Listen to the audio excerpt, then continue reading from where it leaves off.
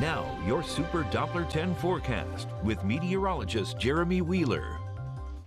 I want to show you some pictures. Chief Meteorologist Jeff Edmondson got these in last night, and so this was around Elizabeth City. We expected tidal flooding to happen down there, and that was because we had that strong south wind. So the water pushed up into Elizabeth City, Knott's Island, Edenton. But these are some photos from the Elizabeth City area in Pasquotank County.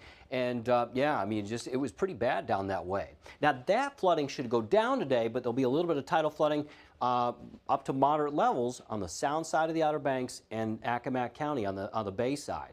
We'll talk more about that in a moment. So the rain totals weren't that impressive. Had about an inch, inch and a half, up to 2 inches.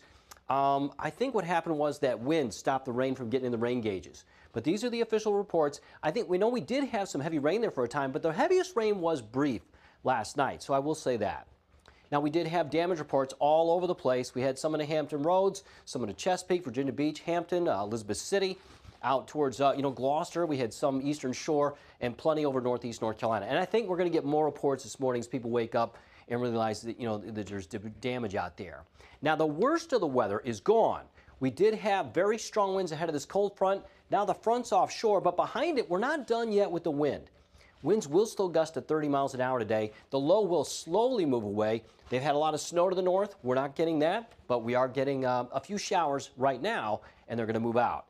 Talking a little more about that tidal flooding on the eastern shore, mostly around Accomack County. Moderate tidal flooding possible today, and then also over the Outer Banks from Corolla all the way down into the Hatteras area in Buxton.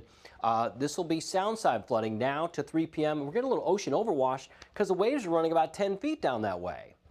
As far as rain goes, we do have some, but it'll be moving out soon. Got a little bit around Elizabeth City over to Currituck and Corolla. Almost all the rain's done on the south side except for Back Bay and Virginia Beach. That's it. We're done on the peninsula. We're done on the middle peninsula. A little bit there around Accomack County. So even that's going to move out soon. So pretty much we're dry for the rest of the day. 9 o'clock to noon, drying out, clearing out. We'll still have those winds, though, out of the west. Gust up to 30 miles an hour. And then going into the afternoon, we'll have more sunshine, and the winds will still be up a little bit till 3. But then the winds start coming down around 6 o'clock, and we'll have partly cloudy skies. No rain tonight, just a little bit of clouds, a lot less wind. And tomorrow, we'll have lots of sunshine. There'll be a lot less wind, southwest 5 to 10. So Thursday is looking pretty good. Now, let's go into Thursday night and Friday.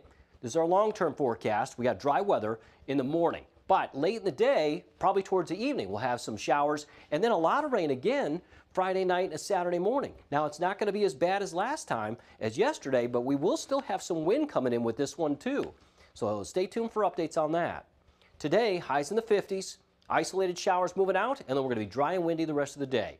Winds gusting to 30 miles an hour out of the west. 7-day forecast. Sunshine tomorrow, less wind, and then we're going to have some rain coming in late Friday and a Friday night. And then Saturday morning, it'll move out.